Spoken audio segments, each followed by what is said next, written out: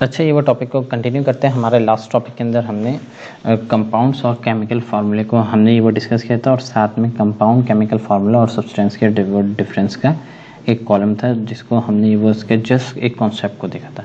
ये जो कॉलम है या जो ये डिफरेंस है, ये वो इसको आप ये वो रीड करें लाजमी, और उसके बाद फिर भी देखते हैं। अच्छा, रिलेटिव एटॉमिक मास और atomic mass unit. Atomic mass, atomic number का हमने कॉन्सेप्ट थोड़ा सा हमने ये वो देखा था कि एटॉमिक नंबर क्या होता है हमारे पास, नंबर ऑफ इलेक्ट्रॉन या number of proton. Atomic mass क्या होता है हमारे पास, number of electron plus neutron, या मैं कह सकता हूँ कि number of proton plus neutron. क्योंकि हमारे पास किसी भी एटम के अंदर इलेक्ट्रॉन और प्रोटॉन का सम बराबर होता है, तो ये हमारे पास क्या होता है कि हम इसके अंदर प्रोटॉन की भी सम यूज़ कर सकते हैं और हम इसके इलेक्ट्रॉन की भी। तो मतलब एटॉमिक मास के अंदर हमारे पास इलेक्ट्रॉन या प्रोटॉन में से कुछ भी हो, उसके साथ क्या होता है, न्यूट्रॉन। एटॉमिक मास। एटॉमिक नंबर क्या होता है, जस्ट इलेक्ट्रॉन का नंबर हो या फिर प्रोटॉन का नंबर हो। अब मिसाल के तौर पे हमारे पास हमने देखा कि हमारे पास ये जो रिलेटिव की टर्म है, इसको समझना ज़रूरी है। अगर किसी भी टर्मिनोलॉजी के साथ अगर आप देखते हैं कि रिलेटिव लिखा हुआ, रिलेटिव जो टर्म कहती है कि वो बताता है कि इसके मुकाबले में, मिसाल के तौर पे रिलेटिव की टर्म है कि आपके क्लास में 2 बच्चे, एक बच्चा आपके पास फर्स्ट आया, सेकंड बच्चे के मार्क्स कम है। फॉर एग्जांपल उसके मार्क्स उसके मुकाबले में, फर्स्ट वाले बच्चे के मुकाबले में 50% कम है। मतलब अगर फर्स्ट वाले बच्चे के 90 मार्क्स आए थे, 90% थी, तो सेकंड वाले के 50% मार्क्स हैं, मतलब 45% मार्क्स हैं। तो रिलेटिव क्या है कि फर्स्ट वाले के मुकाबले में सेकंड के मार्क्स कितने, ये है रिलेटिव मार्किंग है। अगर सिंपल मैं इसके मार्क्स बताऊं तो 45% है, बट फर्स्ट वाले के मुकाबले में कितने, तो ये उसका 50% लेस है, आधे हैं उससे। 90 का आधा कितना हुआ, 45 हुआ। तो ये रिलेटिव की टर्म अगर आपके पास कहीं भी आती है, प्रैक्टिकल लाइफ में कहीं भी आप रिलेटिव की टर्म यूज़ करते हैं, तो इसके अंदर हम क्या करते हैं, हम एक स्टैंडर्ड से कंपेयर करते हैं। जिस तरह यहाँ पर फर्स्ट आने वाले बच्चे से कंपेयर करते हैं, हमारे पास डिफरेंट फील्ड्स के अंदर डिफरेंट स्टैंडर्ड होते हैं। केमिस्ट्री के अंदर हमारे पास स्टैंडर्ड होता है कार्बन। अब इसकी भी स्टोरी कि कार्बन हमारे पास स्टैंडर्ड क्यों है। कार्बन हमारे पास स्टैंडर्ड इसलिए है कि ये हमारे पास वाइडली अवेलेबल है। इसकी हमारे पास जो प्रेजेंस है या अकरेंस है बहुत ज़्यादा है कार्बन की। हम कहीं भी देखते हैं हमारे पास कार्बन अवेलेबल है। प्लास्टिक के अंदर कार्बन की चेंज है, हमारे पास कार्बन मोस्ट अबेंडेंट हमारे पास मॉलिक्यूल है, मोस्ट अबेंडेंट एलिमेंट है कार्बन। कार्बन आपके पास कोयला, आग, पेट्रोल, हर चीज़ में कार्बन है। अगर आप कार्बन की अबेंडेंसी के बारे में बात करें तो कार्बन आप ये कह सकते हैं कि समहाउ 90% आपके पास स्पेस के अंदर कार्बन अवेलेबल है। कार्बन की इतनी ज़्यादा वैल्यू है।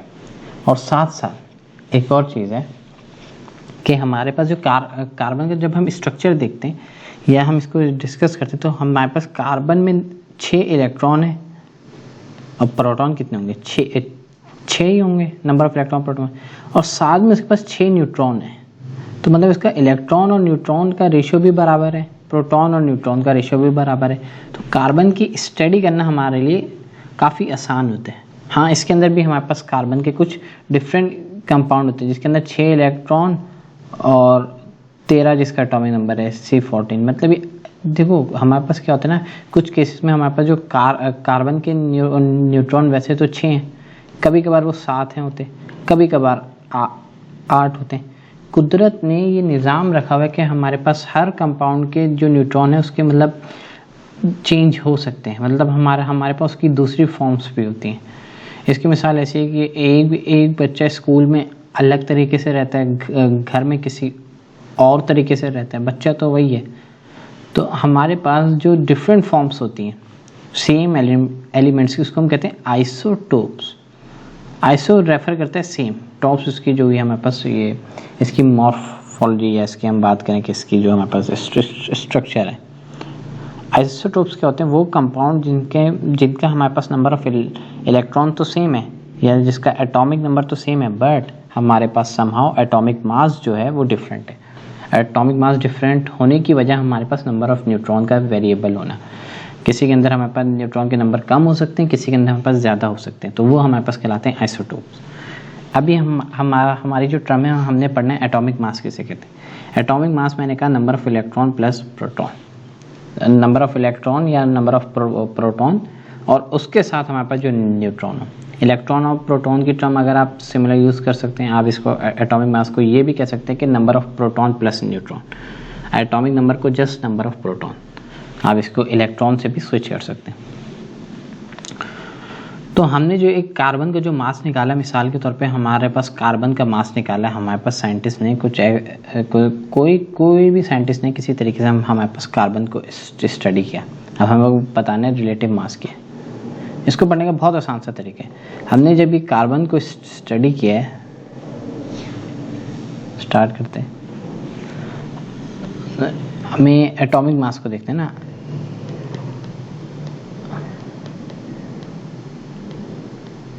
एटॉमिक मास जो हमारे पास है,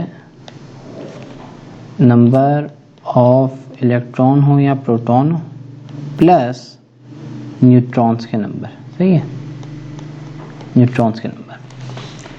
हमने ये बात तो कर ली कि यार number of electron plus neutron या नंबर ऑफ प्रोटॉन, इसको हमारे पास आप किसी भी सिंबल से आपके पास एटॉमिक मास को ए से लोग रेफर कर रहे होते हैं, कभी हमारे पास बहुत से सिंबल होते हैं, बस ये पता हो कि ए से एटॉमिक मास है, या इसको मास नंबर भी कहते हैं कभी कभार। एटॉमिक मास का दूसरा नाम हमारे पास मास नंबर होता है,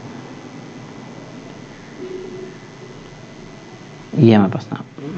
अच्छा, ये वो बात अभी की कि number of electron plus neutron या number of proton plus neutron atomic mass. जब हमने कार्बन को स्टडी किया, तो देखा हमने जब ये कार्बन को स्टडी किया, मिसाल के तौर पे ये हमारे पास कार्बन है, जब हमने इसको स्टडी किया हमें पता चला इसके पास 6 इलेक्ट्रॉन है, और ये जो हमारे पास होता है ये इलेक्ट्रॉन प्लस न्यूट्रॉन, या इसको हम ये भी कह सकते हैं प्रोटॉन प्लस न्यूट्रॉन। अच्छा, किसी भी सिंबल के अंदर हमारे को ये चीज़ समझना है कि अगर जो सिंबल के जो सब स्क्रिप्ट में जो इसके डाउन ग्रेड है वो हमारे पास नंबर ऑफ इलेक्ट्रॉन को रेफर कर रहा होता है कि उस कंपाउंड में इलेक्ट्रॉन कितने, और जो हमारे पास जो ऊपर जो हमारे पास लिखा जाता है नंबर, जैसे इस केस में 12 है, तो ये बताता है कि वो न्यूट्रॉन प्लस प्रोटॉन कितने, या ये बताता है कि न्यूट्रॉन प्लस इलेक्ट्रॉन कितने, क्योंकि प्रोटॉन और इलेक्ट्रॉन का तो रेशियो 1:1 का है, ये दोनों बराबर होते हैं। तो ये हमारे पास सिंबल होता है कि अगर हमारे पास जो हमें जो डाउन ग्रेड या सब स्क्रिप्ट में जो लिखा जाता है वो हमारे पास नंबर ऑफ इलेक्ट्रॉन को रेफर करता है मोस्टली, और ये हमारे पास number of electron plus neutron को।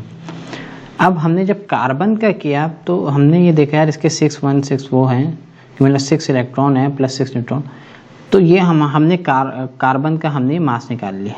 फॉर एग्जांपल ये हमारे पास कार्बन का ब्लॉक हमने स्टडी। अब रिलेटिव क्या, मिसाल के तौर पे मैंने इससे कंपेयर किया हाइड्रोजन को। जब मैंने हाइड्रोजन को इससे कंपेयर किया और मैंने इसका मास निकाला तो मैंने देखा यार ये जो कार्बन के मुकाबले में जो हाइड्रोजन है ये इसका 12वां हिस्सा है। मतलब क्या है, मतलब अगर मैं 12 हाइड्रोजन के मॉलिक्यूल्स को एक साथ जोड़ता हूँ, मतलब क्या है कि मैं अगर 5, 6, 7, 8, 9, 10, 11, 12, अगर मैं 12 हाइड्रोजन के मॉलिक्यूल्स को एक साथ जोड़ता हूँ तो मेरे पास वो किसके बराबर होते हैं, कार्बन के बराबर होते हैं। तो हमारे पास रिलेटिव किसे कहते हैं, वो ये कहता है कार्बन के मुकाबले में जो भी कंपाउंड है जिसको आप कंपेयर कर रहे हो उसका जो एटॉमिक मास होगा या जो एटॉमिक मास है वो रिलेटिव एटॉमिक मास है। जैसे मैंने हाइड्रोजन को कंपेयर किया तो मैंने कहा एक कार्बन का मॉलिक्यूल 12 हाइड्रोजन के बराबर है, तो एक हाइड्रोजन का जो मॉलिक्यूल है वो किसके बराबर है, 1/12 कार्बन, मतलब वो कार्बन के 12वें हिस्से के बराबर है एक हाइड्रोजन। जब मैं कभी भी किसी के एटॉमिक मास को मैं कंपेयर करूंगा, याद रखें जब मैं कभी भी किसी के एटॉमिक मास को कंपेयर करूंगा with reference to a carbon atom, तो वो मेरे पास कहलाएगा relative atomic mass. Simple atomic mass क्या है, जो मेरे पास हाइड्रोजन का एटॉमिक मास है, जस्ट उसका एटॉमिक मास क्या है, उसका मेरे पास 1 है, इसके पास 1 इलेक्ट्रॉन है, सही है। इस केस के अंदर अगर मैं ऑक्सीजन को मैं कंपेयर करता हूँ, मिसाल के तौर पे मैंने जब कार्बन को कंपेयर किया ऑक्सीजन से तो मैंने देखा यार ऑक्सीजन का साइज थोड़ा बड़ा है। उसका ये है कि अगर एज्यूम करो मेरे जो मेरे पास कार्बन 12 कहते हैं, मैं अगर मैं लिखता हूँ कि यार कार्बन जो है सिंपल 12 को हटाते हैं, बाद में डिटेल में देखेंगे। ऑक्सीजन जो है, ऑक्सीजन का जो साइज है कार्बन के मुकाबले में बड़ा है। कितना बड़ा साइज है इसका एक सिंपल सा समझें कि अगर कार्बन का एटॉमिक नंबर 12 है तो इसका कितने है 16, यानी कि क्या है कि ये हमारे पास 4 फैक्टर AMU के बड़ा है। अब आपको ये बात हो सकता है समझना है, मिसाल के तौर पे मैं ये कहता हूँ कि अगर आप कभी भी आप इसके अंदर ऑक्सीजन कार्बन का एक मॉलिक्यूल लिया जिसका एटॉमिक मास 12, एक और लिया इसका कितना हो गया 12, एक और लिया इसका कितना हुआ 12, एक और लिया इसका कितना हुआ 12। जब हमने ऑक्सीजन के लिए ऑक्सीजन का 16 और 16, अगर आप इनको सम अप करें तो ये होता है 48 के, ये होता है 48 के। इसका मतलब है कि 4 कार्बन के एटम बराबर होते हैं 3 ऑक्सीजन के।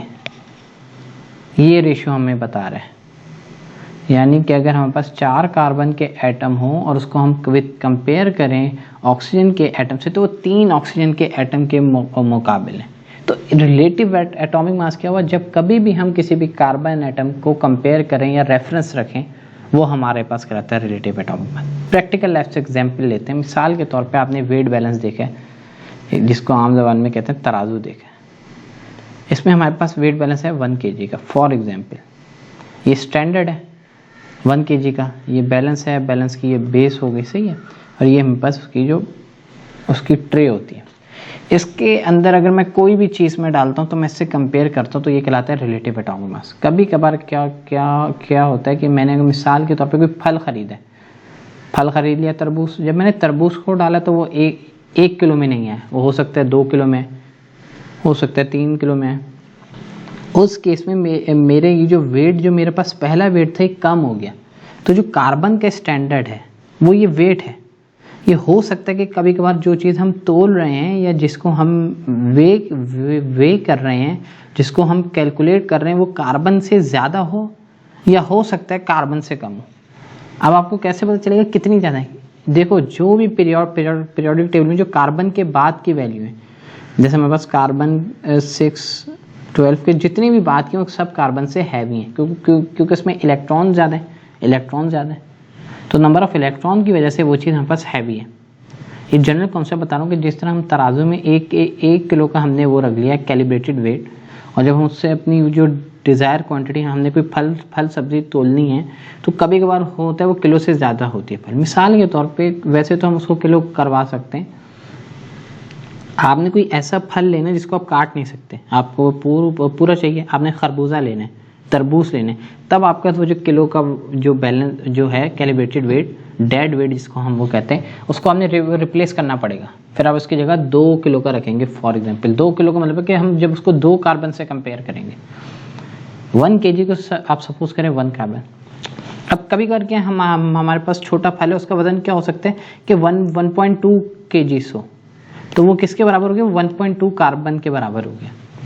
तो इस चीज़ को समझना जरूरी है कि रिलेटिव का मतलब क्या है कि हम कंपैरिजन में बात कर रहे हैं कि कार्बन से जब हमने कंपेयर किया तो हमारे पास चीज़ की, ये रिलेटिव की टर्म हमारे पास है। सिंपल एटॉमिक मास भी यही है, रिलेटिव एटॉमिक मास भी है। रिलेटिव एटॉमिक मास के बाद हम ये लिखते हैं कि जब कभी भी हम कंपेयर करते हैं with carbon atom, mass of element with comparison of C612, या जिसको हमारे पास कार्बन एलिमेंट या atom, mass of a atom, element लिख सकते हैं या एटम लिख सकते हैं, with comparison of a C12। For example आप एक एग्जांपल देंगे, सबसे आसान से एग्जांपल आप देंगे यार, जैसे 1 hydrogen is equals to 1/12 carbon, ये अभी बात की थी। या इसको आप इस तरीके से भी लिख सकते हैं, 1 carbon is equals to 12 hydrogen. Just आपने उस डेफिनेशन को डिफाइन करके एक एग्जांपल देनी। केमिस्ट्री के अंदर याद रखें, आपने चीज़ों में के अंदर कोशिश करने की एग्जांपल ज़्यादा दें। आपका एक हाइड्रोजन कार्बन के 12वें हिस्से के बराबर है, आपका एक कार्बन 12 हाइड्रोजन के बराबर है। इस बात का मतलब जस्ट ये कहलाता है रिलेटिव एटॉमिक मास। इसमें कोई चीज़ मुश्किल नहीं होती रिलेटिव एटॉमिक मास के अंदर। हमारे पास इसको लिखा है कैसे, रिलेटिव एटॉमिक मास सेलर। अच्छा, इसके अंदर लिखने के अंदर जैसे हमारे पास एटॉमिक मास लिखते हैं ए से, अगर रिलेटिव है तो हम क्या कहेंगे, हम ए के कदमों में हम आर लिख देंगे, जो रिप्रेजेंट कर रहा है यार ये जो एटॉमिक मास है ये मैंने रिलेटिव के कॉन्सेप्ट से निकाला है, ये जो एटॉमिक मास है मैंने डायरेक्ट निकाला है। दोनों का आंसर सेम है रिलेटिव का, लेकिन हम कहते हैं यार ये मैंने इस टेक्निक से निकाला है, कोई कहता है ये मैंने डायरेक्ट निकाला है।